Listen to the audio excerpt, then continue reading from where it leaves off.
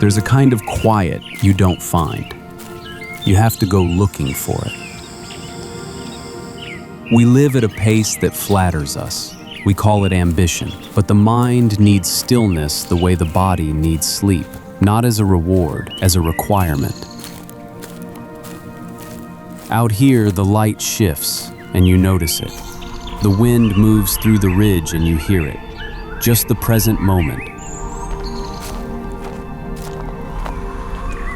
Peace isn't a destination, it's a practice. A willingness to put down what you're carrying and stand somewhere the world feels larger than your problems.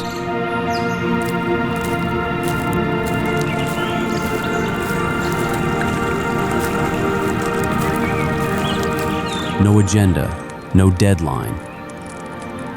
Just ridgelines and the necessary work of doing nothing at all. You just needed the silence to hear it.